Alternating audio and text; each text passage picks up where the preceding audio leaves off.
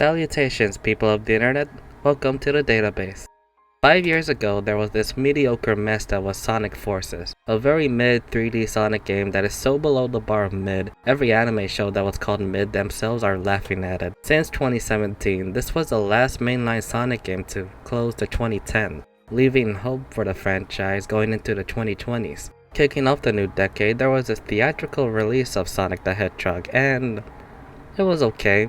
Not groundbreaking as many people say it was, but it did manage to break the video game movie curse at the time. The curse being every movie based on a video game being bad. Or was it Detective Pikachu? The movie got a sequel 2 years later with a third movie down the road, and I argue this was better than the first movie, but what about the video games? Well, there was a remake of Sonic Colors getting the ultimate subtitle and...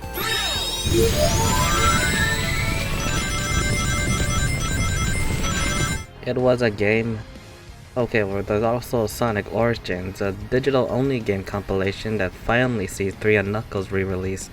I already did a video on this collection, so feel free to check it out after watching this one. And finally, for the holiday of 2022, we were gifted with the next mainline Sonic game, Sonic Frontiers. I got this game a few weeks after the game's release because I was debating on which platform should I get it when it comes to recording footage for the game. Then I learned about the steelbook cover version of the game on the PS5, and I ended up getting it on the Switch because the steelbooks were sold out. And it wasn't just that, the way the game was building up to generate hype left me very mixed as to if I should get it or not. Sega did not do this well presenting their new toy, and it only took Nintendo at their very own direct to fix that issue. I'll go over the issues with the game as we progress through, but it's something that I wanted to point out. I played through the entire game throughout last week and managed to get enough footage for this review. What did this mean for the future of Sonic going forward? What did this new open zone formula bring us to the series? Let's start looking over Sonic Frontiers and find out.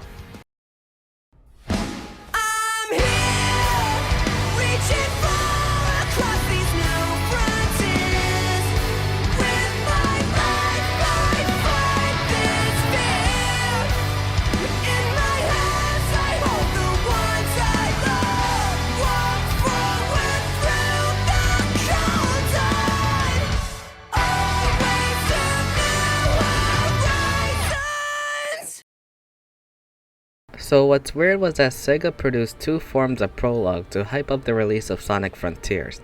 One of them being an online animated video starring Knuckles and how he got himself into the game's story. The other being a prequel comic that I don't feel like reading, but I at least understood what it was trying to tell. Dr. Eggman set out to do some research on a Starfall island as he uploads Sage into cyberspace, causing the Titans and Guardians of the island to awaken. Meanwhile, Sonic, Tails, and Amy approach the island in search of the Chaos Emeralds, until they're all sucked into cyberspace, with Sonic being the only one able to escape. After completing the first cyber stage, an ominous voice calls upon Sonic to find the Chaos Emeralds and use them to take out the Titans. Later, it's revealed that all of Sonic's friends are still trapped into the realm between worlds of the living and cyberspace, kinda like Limbo. Sonic figures that taking out the Titans would save his friends out of Limbo, but upon gathering the Emeralds is where Sonic comes across Sage, who now has access controlling the Titans. Sage warns Sonic to leave the island because she discovers an incoming threat to the islands, but knowing Sonic, he's more than confident on taking that out as well. Also, is it just me or all 3 of the 4 Titans in the game looks like Evangelion units? The first Titan in the game is literally Shinji's Eva Unit 1.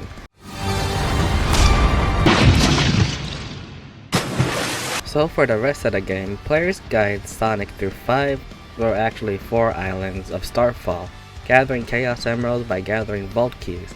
These can be attained by completing cyberspace levels, which are bite-sized levels that have assets and level layouts pulled from other Sonic games. More on those later.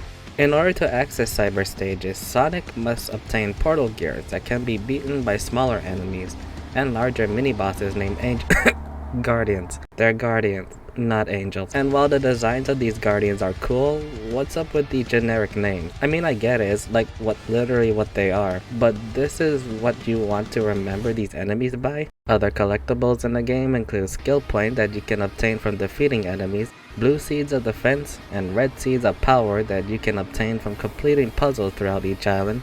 These can be taken to the Hermit Cocoa, spotted in areas of the island to increase your attack, strength, and your defense. You can have over hundreds of each seed, and you'll end up maxing them out by the end of the first island. You'll also have memory tokens based on the friends you save, as well as tokens for Sage.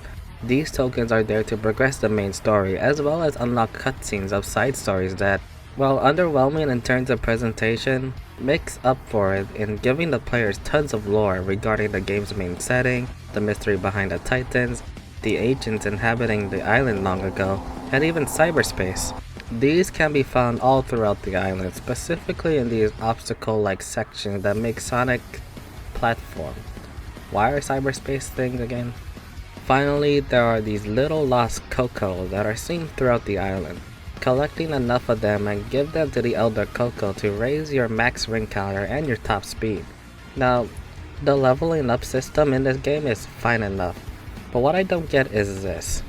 When you give the power and defense seeds to the Hermit Coco, he levels up your stats in chunks. You may start off as level 1, but you'll quickly level yourself up to level 10 or 20 by the end of the first island. But this dumb idiot decides to level up your stats one by one, and this could take up to an hour to max these out. Who thought this was a good idea? This is a total pace breaker. Look at this. Now I know these sound like a lot to collect for one game, but no worries, you'll actually nab all of these as you progress through the game.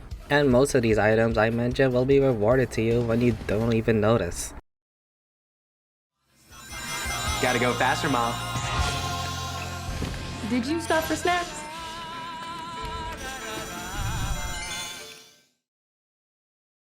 The puzzles that I mentioned are used to reveal areas of the island map that pinpoint specific locations so that the player doesn't get constantly lost.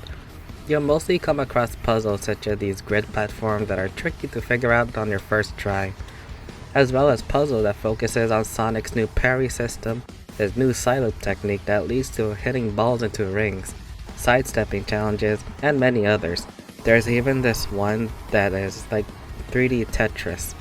Who would have thought that game from the Virtual Boy would come back to life? Now I mentioned Sonic having new moves like parrying and the side loop. Well, that's where Sonic's new combat system comes into play. No longer having hand-to-hand combat being restricted to the Werehog this time around, no longer the days of just bashing the homing button onto enemies. These two techniques are mostly useful when it comes to taking down enemies that follow up with a powerful attack, as well as discovering secrets on the island map. Unlike, let's say, Kingdom Hearts, where Sora reflects or counterattacks an attack when pressing the button in most fights, Sonic's parrying timing is non-existent, where you just have to press down on the shoulder buttons on the controller, and the game just does it for you. This makes boss fights like these Pack of K9 and the Final Titan a breeze to get through. Side looping is as easy as holding down the assign button and having Sonic draw a circle on the ground. Circling around enemies sends them up in the air, and Sonic can go apeshit with combos like it's Devil May Cry, but not really. Side looping is mostly used to solve certain puzzles to reveal areas of the map, but they're also used to find hidden treasure icon areas that reveal secrets, more likely memory token. Each character on each island has their very own set of memory tokens, that way people don't cheese the game grinding out these MacGuffins in one island. And these tokens are generic, as each token and the Coco they're assigned with ties into their story arcs in the game. Amy's memory token is a heart, and her Coco centers around finding her lost love. Knuckles' token resembles Medal of Honor seen in the military, and his Coco resembles an army of soldiers with Knuckles acting like a commanding leader. Tails' tokens are wrenches that represent his engineering talent, with his Coco being a pilot who lost without his late hero. They even went ahead and addressed the issue with Tails' character from Sonic Forces, which is a nice touch to see. Don't expect a review on Sonic Forces anytime soon. Hey, who was it who stopped Eggman from blowing up Station Square, huh? And who broke me out of prison, or saved me from the Deadly Six's trap? Then I'm wildly inconsistent. You can unlock more unique attacks using the skill tree after collecting enough skill points during progression. You're more likely to use some of these techniques here, and they're like this sonic boom kick that I love to abuse. And once you unlock the auto combo feature, this game's combat literally becomes Kingdom Hearts where you mash X to win. You'll probably end up unlocking everything in the skill tree before reaching the halfway point of the game, because this tree is very small compared to other games that have this feature. Lastly, there are these cyberspace stages, aka the worst part of the game. So in the settings of the game, there is this feature that lets you adjust Sonic's top speed to his turning speed to the player's comfort. Well, that doesn't apply here in cyberspace, because everything you adjust from the open zone part of the game are now reset to default, and Sonic feels so disgusting with his default movement. Having Sonic turn while jumping is annoying, especially when you have a red ring at the specific spot.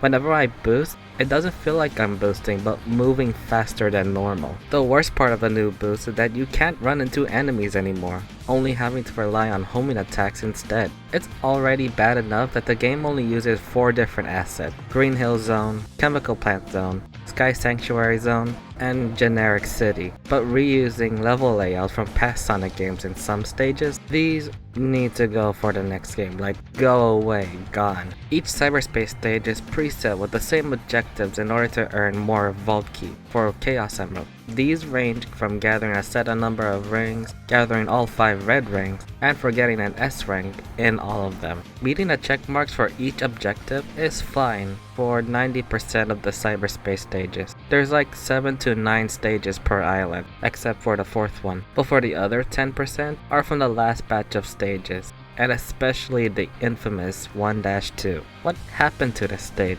Why was the time requirement for this stage so strict? It's rewarding for sure, but none of the other stages are like this. Theirs are probably the easiest Sonic stages I have ever S-ranked, and these aren't satisfying at all. Thankfully, for 100% completion, you don't have to do all of them, because that's where Big the Cat's fishing game comes into play.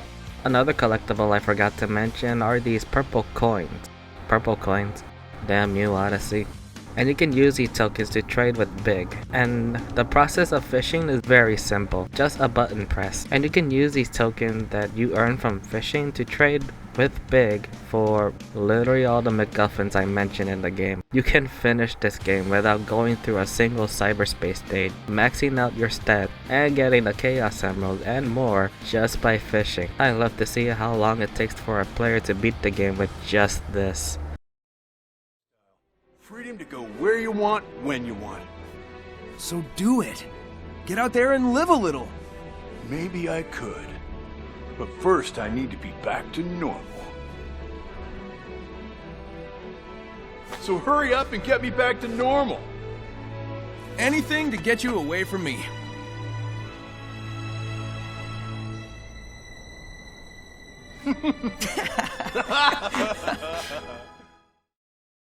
Now another thing I like about the Sonic Frontiers is the characterization of each of the main cast. For the first time since Sonic Unleashed, I feel like that each of the characters here are taken very seriously. And the writers ensure that these characters mean more to Sonic fans than just one-note cardboard cutout. Amy Rose doesn't show signs of just being love-starved, but more calm and collected this time around. Knuckles isn't a big-headed dummy like how he was portrayed in other media like Sonic Boom, but someone who's been trapped on Angel Island who's, well, still naive, but has the warrior instinct of protecting the Master Emerald.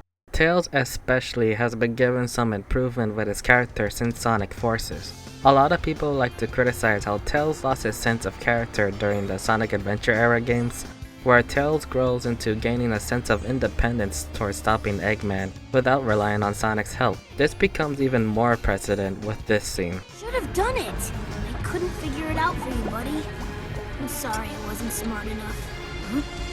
Whoa! Chaos!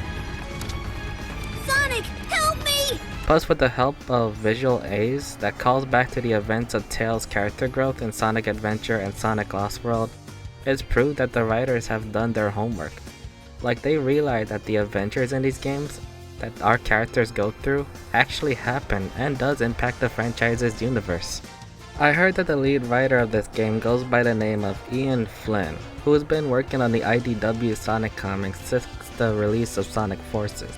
I haven't read any of the comic issues. I'm currently reading 3 manga series as we speak, but from what I heard, Sonic fans really love how the stories within these IDW comics were handled, and love the characterization in those. I'll give them a check someday, but don't hold your breath. Ian Flynn, while writing the story for this game, sure loves adding in references from older Sonic games and other past events. But together you stopped the Ark, overcame Neo Metal. You... Heck, one of his characters from the IDW comics is now canon to the main Sonic timeline. I won't say which, but some fans say that this is just pandering to nostalgia, and this applies to cyberspace levels as well. But from my eyes, this feels very rewarding. As someone as myself who's been playing Sonic games since the release of Sonic Heroes 2004, it's nice to hear past events being mentioned in the game as a sense of accomplishment. Like, now compare this to how Kingdom Hearts 3 handled mentioning past events. That game likes to explain past events regarding Xehanort, the Wayfinder Trio, the Nobodies, Replicas, Keyblade, the time traveling events of Dream Drop Distance, and other past events. And considering that every Kingdom Hearts game is canon, if you let someone play Kingdom Hearts 3 as their first game, they're probably gonna feel alienated as to what's going on and ending up skipping the story because of it. In Sonic Frontiers, the mentioning the past events don't feel like pandering to exclusively longtime fans of the series, rather keeping them as brief mentions that don't hinder the story's longevity. It feels rewarding for longtime fans, and leaves new fans interested in checking it out.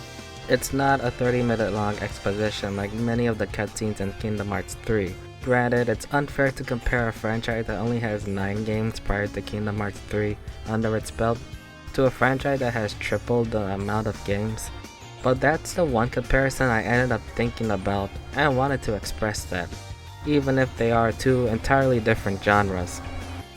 The cutscenes in this game are a mixed bag. Some cutscenes from a closer look, and this is all recorded on the Switch by the way, look like they were rendered through one of those free animation software on Steam, but in other cases, like in real-time cutscenes where Sonic fights the 4 Titans, left me at the edge of my seat with excitement. Of course, these fights resemble a lot like Metal Gear Rising.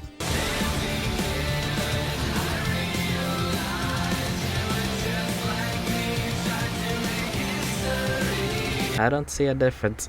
I do find the relationship between Dr. Eggman and Sage interesting throughout the story. Like, it did start off as creator and AI program relationship, with Sage sending Eggman into cyberspace for protection against a larger threat. And as the game progresses, you see these two develop a closer relationship, like father and daughter connection, which makes one of the ending scenes in the game kind of a tearjerker, I'll be honest. But you can only understand this progression through these egg memos that you can only find within Big's fishing game, which is optional. The hell? Though I wish the presentation of these two would be a lot better than just standing there, talking to each other in the same location. Well, that's another thing I didn't like. The presentation of the cutscenes and the overworld Sonic runs around. The cutscenes being rendered in a letterbox format isn't a problem here. It's the fact that 90% of the cutscenes are just Sonic and one of the characters standing there talking to each other with little to none expression emote to go along with it. It feels so jarring. Makes recording these a breeze though. Need I mention the obvious pop-in assets? Take a look.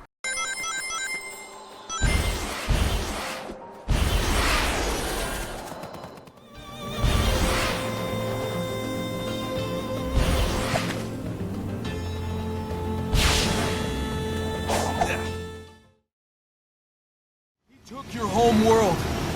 He took your lives. Are you going to let him do it all over again?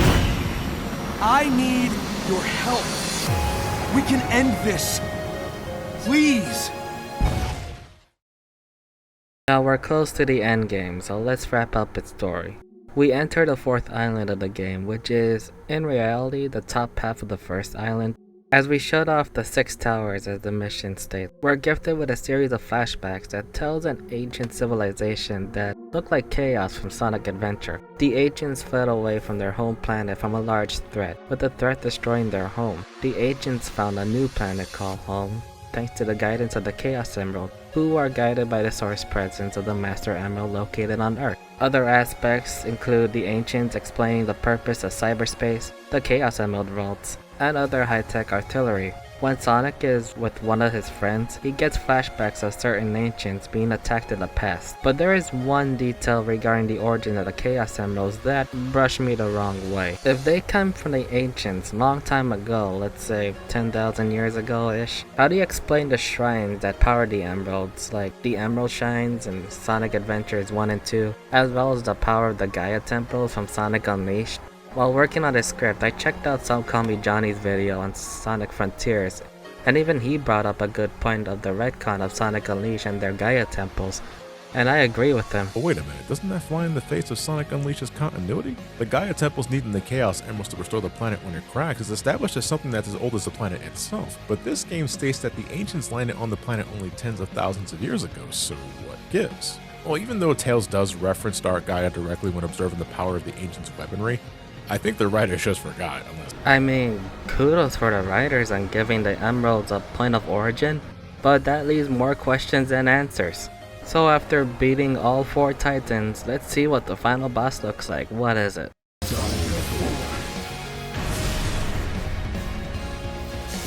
The Black Moon of Lilith's Egg from End of Evangelion. See, I'm telling you, Sonic Frontiers is a mix of Kingdom Hearts and Evangelion. That doesn't mean this boss is any good though. What am I looking at here? I'm fighting the moon in this new gameplay style that was only introduced to players twice. Since I didn't mention this gameplay style before, I'll talk about it here. This is basically based off of the hit shoot-'em-up game from 2001 on the Sega Dreamcast, Ikaruga. In this game, you switch between light and dark colors to avoid projectiles while shooting the enemies at the same time. What the f does this have to do with Sonic? I mean, I get it, it was on the Dreamcast, but what? Why not give this same supersonic gameplay style that we were introduced to other boss fights? Why change the gameplay style at the very end of the game? And I know Ikaruga can be very challenging, but this is not the way to cap off your mainline Sonic game. Luckily, this final boss only applies if you set your game's difficulty on hard. So for those who set theirs to easy or normal, fear not, you're not gonna miss anything on a higher difficulty. The ending for this game is the same regardless. For those difficulties, you'll be given a time prompt sequence, basically quick time event cutscenes to end the adventure. Though if you really wanna go the extra mile, it's all up to you, as long as you have an extra save file on standby. The end is defeated, Sonic's friends are out of cyberspace, Eggman revives Sage in a post-credits scene like this is MCU or something. And that concludes Sonic Frontiers. I guess it's time we got moving. I know you all have big plans.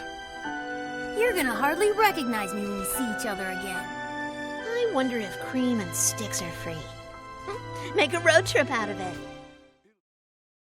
Wow, this video is much longer than my other ones. So what do I think about Sonic Frontiers? My grade for the game is a B-. There are some aspects of the game that are not great. The process of getting to the next island and completing challenges to get Chaos Emeralds feels a bit repetitive. And of course, the obvious pop-in can be a big turn off for players getting to the game. Most of the cutscene could use a bit more flair rather than having our characters stand in place, and our cyberspace stages are somehow worse than Sonic Forces. Again, these stages need to go away. However, there were some aspects of Sonic Frontiers that I like having to explore the islands at very high speeds. The characterization of each characters are a nice evolved take compared to the out-of characterization of Sonic Forces. The puzzle challenges are somewhat satisfying to complete, and satisfying to complete the island map. And the Titan and Guardian boss fights are really cool, especially the Titan fights coming alongside kick-ass tracks that emphasizes that Metal Gear Rising Devil May Cry spirit beneath, like a spiritual brethren. I heard a lot of criticism towards Sonic's character having little to no growth whatsoever, but I see this as a good thing. Another character that I find similar to Sonic's is Ichigo Kurosaki from Bleach. While his character still feels the same from the beginning to the end of the series, his goal and impact towards other characters in the series remain prominent, to protect and save others he's cared for, and when times are rough, he's always there to bring the best out of everyone, while remain to have the drive to overcome all odds along the way. That's Sonic's purpose throughout each game. He's a beacon of light that everyone looks up to and inspires to be. He brings out the best of people and impacts people through determination and willpower. Sonic to many people means more than just a silly franchise aimed for a younger audience. Sonic represents someone that many fans want to be. In a separate video, I want to compare in depth regarding the combat system within Sonic Frontiers to the Hedgehog combat in Sonic Unleashed, as there is potentially a lot to dive in regarding the similarities and differences between the two. Though if you want the gist and summary, I still prefer the combat system from Sonic Unleashed, and when the time comes, I'll explain why in the future. But what are your thoughts on Sonic Frontiers? Do you want to see this open zone formula return again? What are your thoughts on cyberspace stages, or the story's direction of the franchise thanks to Ian Flynn? Let me know down in the comments. Thumbs up the video if you like it, subscribe to the database, and follow me on social media as seen above. This is Christopher James signing off, and I'll see you guys next time.